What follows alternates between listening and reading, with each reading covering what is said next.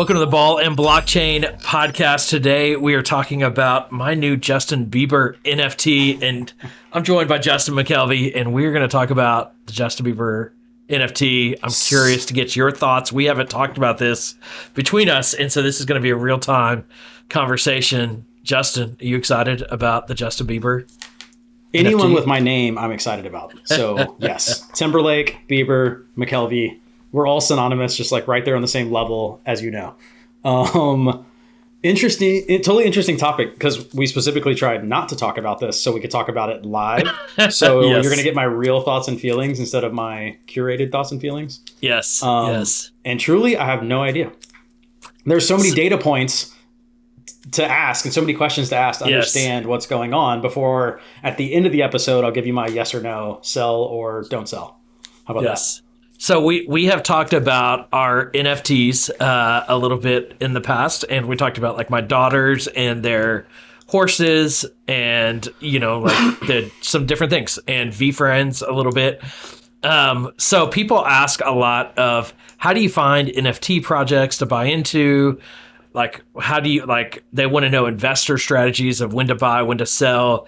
Mm-hmm. At the end of the day, I'm not an investor. I don't know what I'm doing, and that's part of why I wanted to do this podcast with you, because I want you to give me advice, even though I know you're not. You might not know much more than I do, but I think transfer all your money to my Bitcoin wallet, and I will invest that for you. Here's the wallet address. Just send it to this wallet address. So last week, my wife, just before Christmas, so right now while we're recording, it's end of December 2021, and my wife asked me, she's like, are you going to get one of the Justin Bieber NFTs? She kind of makes fun of me, like, are you like... She definitely makes fun of you. She doesn't understand. Like, she's like, this NFT thing, like, is still so strange to her. I mean, that's been kind of the story of my life and like just career of, it's always like, what are you talking about with the social media thing? What are you talking about, with what, like 3D printers, and NFTs is kind of the new thing that I'm always talking about that she doesn't care a ton for, but she saw Justin Bieber was launching an NFT, and she cares more about Justin Bieber than I do, so I'm not paying attention to what he's doing. I'm like, I didn't know about it. So I went to his Instagram, saw what he was posting about, and saw they were doing a drop. So I jumped in. I set my clock to when they were doing a drop, and I say them. It was his favorite artist, evidently, or one of his favorite artists that was doing a drop. So I don't know Justin Bieber's actual involvement in the project, but he was promoting it a lot on his Instagram account. And so it's called In-Betweeners. And it was a release of, I think, let's see if I can look on their OpenSea. I see 6,800 different items, so NFTs created, and basically little drawings of little bears. And they're similar to a lot of other NFT projects. And but even before it launched, Justin Bieber was posting some images of some of these bears, but you didn't know what you were going to get. You bought an NFT, and then on Christmas Day, it essentially airdropped into your digital wallet, and that's when you find out what you actually bought. So I went and found out. I went and bought it. It was, to be clear to Justin, it was, I believe, 0.22 ETH.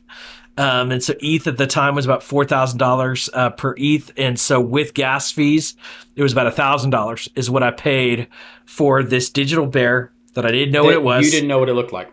That I didn't know what it looked like. And the truth is, I didn't care what it looked like. I'm not a huge Justin Bieber fan. Whoa. JB is fine by me, but I'm not paying close attention. So there's lots of people that are big fans. They're going to buy whatever he sells. I'm not one of those people. I'm also not a big, like, I don't see like art of bears and get really excited and want to spend $1,000. But I believed that, one of the most popular people on Instagram, kind of the Elvis of our generation, is behind a art project. It's probably going to catch on. And at 0.22 ETH, $1,000, while expensive for a digital piece of art, I believe to be pretty inexpensive for NFTs. And something that I thought would actually be worth well more than that. So I saw it as an investment opportunity. So I bought it. Spent $1,000, and I told my wife, "Hey, thanks for encouraging me to buy a Justin Bieber NFT. I just dropped $1,000 on it earlier," and she was like, she "What happy about in that? the world?" She was just like, "Are you kidding? Like that's what I get for telling you." She didn't. I'm never get going it. to tell you about anything else ever again. Yes, now I've dropped more money on dumber things from her perception, and so she wasn't surprised. But it was still one of those things that was like, she's like, I can think of a lot of other things I'd rather spend $1,000 on than a Justin Bieber At Christmas digital time, teddy bear that, at Christmas time. So that's the story. I bought it. Now, what has happened since is every day it connects to my OpenSea or my OpenSea account with my digital wallet. We were on the phone when you were like, "Hold on, I got to buy this thing." I didn't know anything about it. I hadn't even heard of it. We were just talking, and I was like, "What do you mean you have to go buy this thing?" And Justin Bieber's doing an NFT. What are you talking about? I went and looked at it and just took like, the website is kind of built out now, but at the time it was very basic looking, and I was like, "Yeah, I don't know if I can get on this wagon." So I didn't buy one. I forgot about that. I've bought other stuff for over $1,000 for sure, but I was just like, yeah, I don't know. Like, I spent enough on NFTs lately. I'm kind of I'm gonna pass on this one, mainly because like we don't know the connection. I didn't do any research on the project, and that's an important piece to me, is the project itself. Yes, because Bieber could have just said, "Hey, go do this thing one time," and who knows if it was just like a friend asked me to do it, or he's really behind the project. There's some stuff that I would want to research on who the founders are, where it's going, what's the longevity of owning this thing, to know if the value is going to go up. And even if the value doesn't go up, is it a community that I want to be involved in? Because you're a part now of another 1,000 or 2,000, however many got released, people who own this thing. Now, like you have a shared commonality, and it was like, do I want to be a part of that community? I don't know. So I just didn't have time. I didn't really care too much. I looked past it. Yes. Then you text me yesterday and we're like, so this bear that I own, what? Yes. Yeah. So that's a great backstory. I forgot that we're on the call together, and honestly, I didn't do a ton of research. I think, to also be clear, I'm with you. I bought into other things. I bought into the filmmaker DAO NFT recently because I want to be a part of this filmmaker community. I bought a Gary V because I really want to be a part of the V Friends community. So a lot of times when I buy an NFT, it is to be a part of that community. I really don't have a big desire, even when I read about it in advance, to be a part of the In-Betweeners community. It sounded nice. They wanted to spread good, spread joy, be a happy place. It sounds like a cool community. It just isn't a place that I'm looking to hang out. And so that aspect of the NFT did not jump out to me. I see it just as an investment. So with that said, the sooner I can make money from the investment, I want to. Now, I have, experience in the NFT world times where I have sold too early. I bought a World of Women NFT very early. And I 10x'd my profit. I think I bought it for like 0.01 ETH, and then I 10x'd it at like 0.1 ETH, and was like, yeah, I'll take a profit on that. And that was cool. The problem is it went up to like 3 ETH. If I just held on to it, I could have like 50x'd, that initial profit. I don't remember what the exact numbers are, but and I did that with the V Friends. I bought one for, about half an ETH, sold it for 3 ETH, but now the floor is 10 ETH. And so we talk about floor. So floor is what's the cheapest, that people are buying the NFTs for in that collection. And so with World of Women, I think it was like 3 ETH, became the floor. And what that essentially tells me as a seller is that if I drop my asking price to the floor or to the lowest price, it will probably sell pretty quickly. And so the easiest way to sell quickly, and this is almost like eBay or any other auction type of site, is to make yours the cheapest. And you're most likely to then sell at that price. So with In-Betweeners, I immediately bought it for the 0.02 or whatever it is, 0.2 ETH maybe. 0.2. And then I've started. I put an asking price of 5 ETH on it, And so usually my goal is to 10x any investment. So I could have just asked for 2 ETH, and it probably would have sold at this point. But I put 5 ETH on there, and typically what people do then is then they give you an offer. They don't buy it at that buy it now price. They give you offers, and then you can accept or reject an offer. So I've been getting emails in the last 3 days of, here's an offer for 0.5 ETH. Here's an offer for 0.7 ETH. And then yesterday it hit 1.9 ETH. Today, I can see that the floor is 1.88 ETH. Earlier this morning, it was actually at 2.1 ETH. And so it's kind of fluctuating right there around 2 ETH. Now, 2 ETH, at this point, ETH is just under $4,000. So ETH has dropped a little bit in value, but we're still talking about $8,000, $7,500 to $8,000. Yeah, you're talking $1,000 investment, and you're making 8 in just a few days. Yes. So here's the question, Justin. That's the whole explanation of where this came from. Should I sell it or should I hold it? My goal is to get the maximum profit out of it. And so what do I do as an investor here to get the maximum profit out of this NFT? How long do you want to hold this thing? That's the question. Not very long. Would you want to be like, well, not very long? Then I'd say sell. There's my answer. And I'll tell you why. Tell you why not very long. I have gotten really into nodes, and we're gonna have a whole episode on nodes. I see strong nodes as something I'm really focused on right now, and going to be focused on in the first quarter of this next year. Mm-hmm. And basically, I can buy a strong node right now for about $5,500. So I don't know where that is in ETH, but selling this would allow me to buy 1.5 or 2 new strong nodes that generate strong tokens, and it's a whole different thing. That's something that I'm very passionate about and excited about, and so selling this would allow me the opportunity to buy that and generate other profit. Now, at the end of the day, this that 0.2 ETH is generating a whole lot more than that strong is going to take years to basically generate that kind of return. And so it's a much safer bet, and there might be another NFT project, who knows?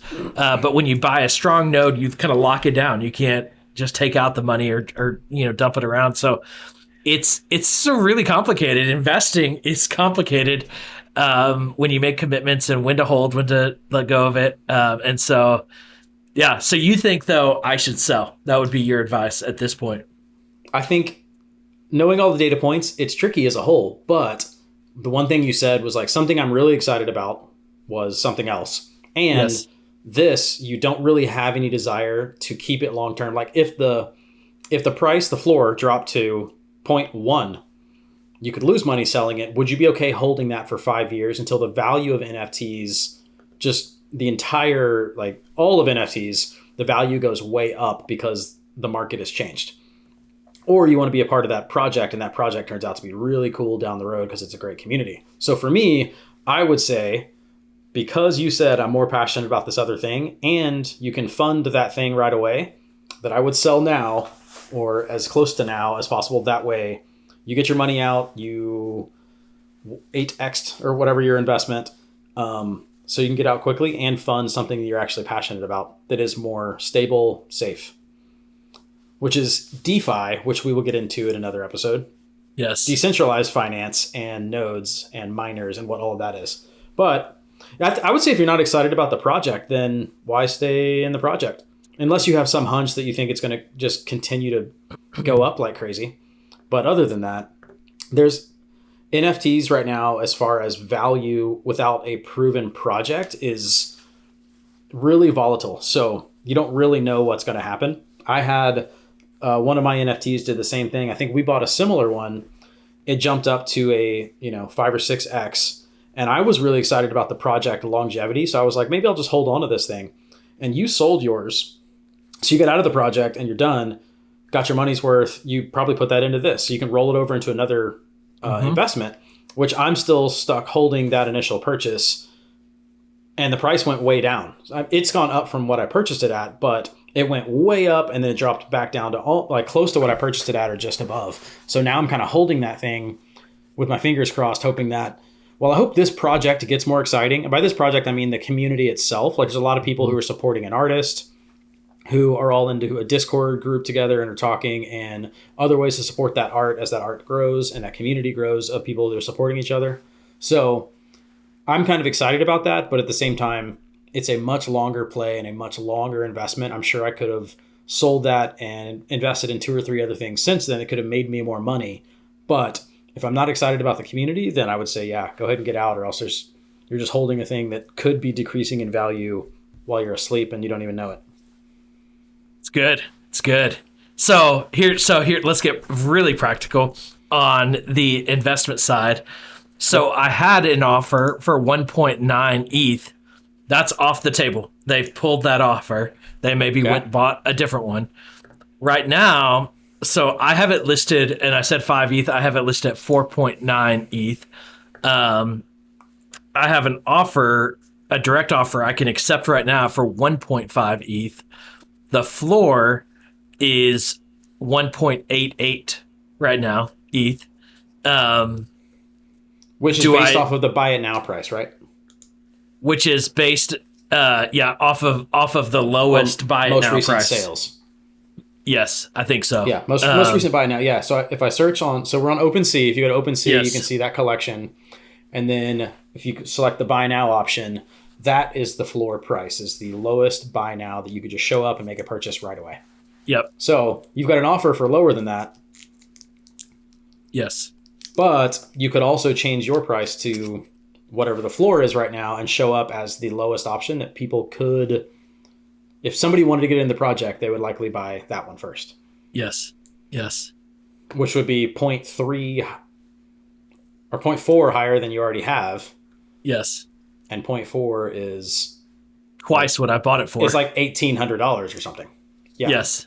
So it's no small, it's funny when you think about, we're talking about these numbers and we always talk about ETH and Ethereum being point something, when it's really we're talking about thousands of dollars typically, even though it sounds like 0.1 is really small. Well, 0.1 of a huge number is actually pretty big. Yes. Yes. Yeah. So, what do you think?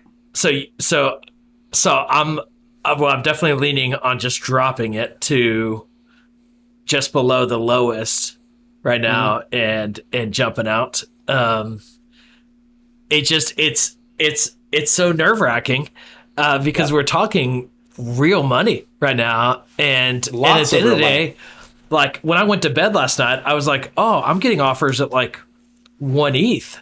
You know, like I'm going to get my money. Maybe I should flip this now because I've like tripled my money, and then some, or quadrupled. And then I woke up and it was over 2 ETH, and it's like, oh man, am I going to go to bed tonight? It's going to be 3 ETH tomorrow, or is it going to be 1? Or is it going to be 1? And so that's where it just kind of this like, I don't know what to do, and it could go either way. But I'm with you. I think what I'm going to do. I think I'm going to drop it. I think I'm going to drop it at 2.4 ETH. I think that's my move at this point. All right. Why is that your move? Since that wasn't either of the things we just talked about. I don't know why that's my move. I don't think it's necessarily a bad idea. So if you're on OpenSea and you're looking at a bunch of trading cards, it would put you in the visible to other people. Yes. So you're hoping somebody actually, so it is artwork too. So you're hoping that somebody likes that specific piece of artwork. Yes. I still have, like obviously the stuff I have on here, I get offers for randomly too. And some of them just find like, somebody who's been addicted to purple bears with brown hats over the last 10 years suddenly is like, oh my gosh, there's a piece of art that is the exact thing that I've been obsessed with that they're willing to pay a little higher. And you're just gambling that right now because you have no idea. You don't know who they are. They're just I like all these guys with mustaches though. Now that I'm looking at it too, there's a bunch with the fake glasses with the mustache and big nose built in. Yeah. There's a bunch of them just wearing that, which I think is kind of funny. That is funny. It puts you in the lower realm. I would have a hard time. This is what I have a hard time with for me. The one that I kind of held on to that went way up and then dropped back down. I have a hard time not taking or making more money than at least the offer that I already had. So if you had an offer for 1.9 and then you accept another one for 1.5, I mean, it's kind of good to cut the losses, but also, man, that hurts a little bit because you left $1,800 on the table basically. Yeah. Or that you missed. You didn't leave it on the table. So that's a tough gamble. All right. Well, I'll make a decision right when we get off. Too nervous to do it live on air? I'm too nervous to do it live on air. I want to see what yours looks like now so I can decide if I like it or not. Yeah. I mean, so mine is like a little cowboy. It's got a little sheriff badge on his vest and has 2 earrings in the left ear and 1 earring in the right ear. And so with a green background. So yeah, that's my in-betweener. Yeah. Number 4045. He's like a sheriff? Yeah. All right. It's not like he's a sheriff. He is a sheriff. He's the in-betweener sheriff. He's the in-betweener sheriff, yes. And so if you look at, here's another thing about NFTs that we haven't covered exactly, but this could come into play here, where if you open OpenSea and you go pick an NFT of any kind, and if you click on the left side, there's a list of properties where you have specific properties that are tied to that NFT that displays the rarity of that piece. So the previous episode, we talked about rarity of things and how you can be like, if somebody makes 1,000 NFTs, but only one of them is purple, the purple one is pretty rare because all the other ones are red or whatever. Mm-hmm. So in this instance, you can look at all the properties and you can see how unique this one is compared to all the other ones available, which can come into uniqueness creates value over time. Just like there are 1,000 different types of Air Jordans that somebody could buy. There's only one that's the one he played in that specific game in the 90s. So that one is way more valuable than the ones that look just like it, but are not the authentic or the game worn or the whatever. So it's the exact same scenario as far as the value based on rarity. So I'm looking at yours here. There's a few that are only 5% are cowboys. So the cowboy clothes, there's only 5% of those out of how many total got made? Like 6,000 or so? Yeah. I mean, it's a pretty small percentage. And then only 6 have the same color skin. So there's some rarity ones in there compared to 50% have a black nose. So yeah, half of them have a black nose. That makes sense. That's not really a rare trait, but these other ones are. So here's just something I'm thinking of. In some of the other collections we follow, like this one has a cowboy is 5%. That's pretty rare. Mm-hmm. Are they going to turn this project into a gaming project that if you are a cowboy, suddenly you are like the police or the sheriff where you have a special trait that you can police other people in this gaming group that nobody else has. So those are some of the things I think are super interesting about NFT projects where you can bring in those properties that are, if you're playing the long game and there's something else happening there where we're going to create a game out of this, a community, something where people can communicate about something with each other, if the goal is to get tokens or whatever, and the cowboy is the only one that can say, hey, you can't do that and enforce the rules. There is some rarity there that maybe the value of that thing goes up. That's why researching behind the scenes of what their goal is with the project and the founder is important to me. No doubt. So, no doubt. I don't know. So I just went ahead and listed it for 2.2 ETH while we're on this call. Let me see. Boom! I see it. There it is. 2.2 there it is. For sale. 2.2. Number 4045, the cowboy. It'll be gone. It'd be amazing if it actually sold before we ended this podcast. Yeah, if somebody bought right now, it can be like, well, now we can talk about this in live form. I can see this is crazy about blockchain as a whole and OpenSea is that you can see right here, you have a live offer that I can look at and see what the highest offer is. So if I want to put in an offer on your NFT, I can buy it now for 2.2 ETH, or I can see that there's an offer for 1.5 ETH.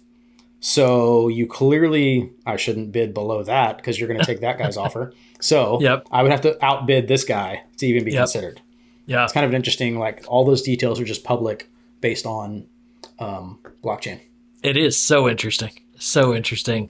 And I can see all of the in-betweeners that have sold for how much they've sold for. I mean, there's just so much visibility to this process when you compare that to like eBay or other auction, sites and platforms in the past that we've used. So yeah, we should drop this in the notes so you guys can go check out if you have not done it already based on previous episodes. OpenSea, OPENSEA.io. But we'll drop in the notes too, so you can go in here and look, and you can see all the collections of all the different people. We talked about crossover collectibles earlier. That's an entire collection. You can see everything available with that. Or the in-betweeners that we're talking about now, and see what Justin Bieber ends up doing with the project he's backing, supporting. Yep. So there you have it. And we'll have to do a whole episode just on OpenSea, I think, of all the ins and outs of OpenSea and what we're learning, because we no doubt have limited understanding of the platform as a whole, but how we have used it to date, what we understand about it with the app and with the website, and how it all works. So I think that wraps up this process. We will keep you updated on the state of my Bieber NFT. We appreciate next episode. We'll have to let you know. We appreciate everybody listening, and we'll talk to you again on the next episode.